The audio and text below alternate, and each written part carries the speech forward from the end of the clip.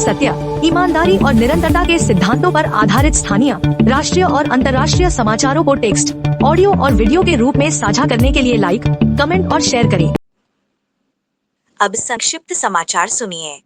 S Jaishankar ने आसिम मुनीर पर ऐसा क्या कहा जिस पर पाकिस्तान ने जारी किया बयान।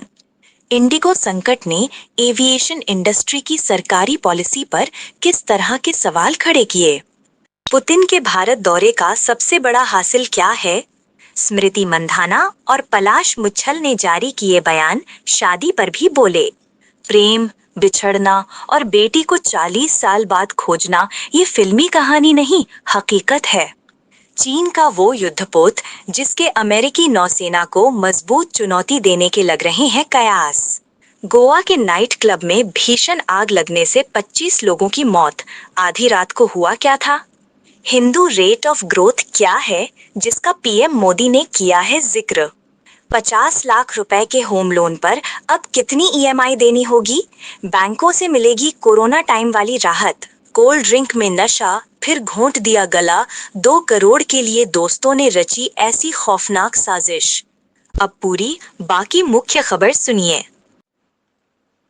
भारत के विदेश मंत्री एस जयशंकर द्वारा पाकिस्तान की सेना और फील्ड मार्शल आसिम मुनीर पर दिए गए बयान को पाकिस्तान ने भड़काऊ और बेबुनियाद बताया है। पाकिस्तान के विदेश मंत्रालय ने कहा कि उसकी सेना और संस्थाएं राष्ट्रीय सुरक्षा के मजबूत स्तंभ हैं। मई 2025 के संघर्ष का उल्लेख करते हुए उन्होंने सेना की पेशेवर क्षमता को दोहराया। इंडिगो एयरलाइन में उत्पन्न बड़े संकट के कारण सैकड़ों उड़ानें रद्द हुईं और यात्रियों को भारी परेशानी का सामना करना पड़ा। स्थिति बिगड़ने पर डीजीसीए ने इंडिगो के सीईओ को नोटिस जारी किया, जिसमें प्रबंधन, योजना और संसाधनों में गंभीर चूक का आरोप लगाया गया। उड़ान रद्द होने से किराए बढ़े, जिसके बाद सरकार ने किरायों पर प्राइस कैप लगाया। रूसी राष्ट्रपति व्लादिमीर पुतिन की भारत यात्रा के दौरान प्रधानमंत्री नरेंद्र मोदी ने एयरपोर्ट पर उनका विशेष स्वागत किया। दोनों देशों ने दशकों पुराने भरोसे और गहरी साझेदारी का संदेश दिया। बढ़ते व्यापार, रूस से तेल खरीद और रक्षा सहयोग ने संबंधों को मजबूत बनाया है। बदलते वैश्विक हालात में यह यात्रा भारत-रूस रिश्तों की गर्मजोशी दर्शाती है। भारतीय महिला क्रिकेट टीम की उपकप्तान स्मृति मंधाना और संगीतकार पलाश मुच्छल ने आधिकारिक रूप से घोषणा की कि उनकी शादी टूट चुकी है। 23 नवंबर को होने वाली शादी पहले पिता की तबीयत बिगड़ने के कारण स्थगित हुई थी। इसके बाद अफवाहें बढ़ीं और अंततः दोनों ने सोशल मीडिया पर बयान जारी कर अपनी निजी स्थिति स्पष्ट की। 1967 में किशोर उम्र में शुरू हुआ केविन कैरोल और डेबी वेबर का प्रेम अचानक गर्भावस्था और सामाजिक दबावों के कारण टूट गया। दोनों 40 वर्षों तक अलग रहे, बेटी को गोद दे दिया गया और जीवन ने अलग रास्ते पकड़ लिए। दशकों बाद वे फिर मिले, अपनी खोई बेटी से भी जुड़े और अंततः दोबारा विवाह कर अपना अधूरा प्रेम पूरा किया। नवंबर 2025 में चीन ने अपना तीसरा और सबसे उन्नत विमानवाहक युद्धपोत फुजियान लॉन्च किया। ये 80,000 टन का पोत 70 विमानों को ले जा सकता है और इलेक्ट्रोमैग्नेटिक कैटापल्ट तकनीक से लैस है। ये अमेरिका के पश्चिमी प्रशांत में प्रभुत्व को चुनौती देने और ताइवान पर सामरिक दबाव बनाने की चीन की क्षमता को बढ़ाता है।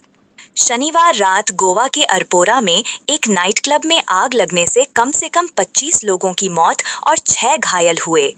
मृतकों में ज्यादातर रेस्तरां के कर्मचारी थे, जबकि कुछ पर्यटक भी शामिल हैं। सिलेंडर विस्फोट को आग का मुख्य कारण माना जा रहा है।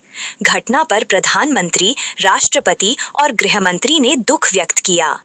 प्रधानमंत्री नरेंद्र मोदी ने हिंदू रेट ऑफ ग्रोथ को गुलामी मानसिकता का प्रतीक बताया। उन्होंने कहा कि ये नाम उस समय रखा गया जब भारत की विकास दर 2-3% थी। अब भारत दुनिया की सबसे तेज बढ़ती बड़ी अर्थव्यवस्था है और वित्त वर्ष 2025-26 की दूसरी तिमाही में वास्तविक जीडीपी दर 8.2% रही, जो वैश्विक औसत से बहुत अधिक है। केंद्रीय बैंक आरबीआई ने इस साल रेपो रेट में कुल 1.2% की कटौती की है। दिसंबर 2025 में हुई आखिरी बैठक में 0.25% की कटौती के बाद रेपो रेट 5.25% हो गया। बैंकों ने होम और कार लोन पर ब्याज दरें घटा दी हैं, जिससे आम लोगों की ईएमआई कम होगी और लोन लेना सस्ता हो गया है। कानपुर में गुजैनी के बर्रा 8 इलाके में विपिन तिवारी का शव मिला। उसके हाथ पीछे रस्सियों से बंधे थे, चेहरा बोरी से ढका था और सिर पर पत्थर रखा था।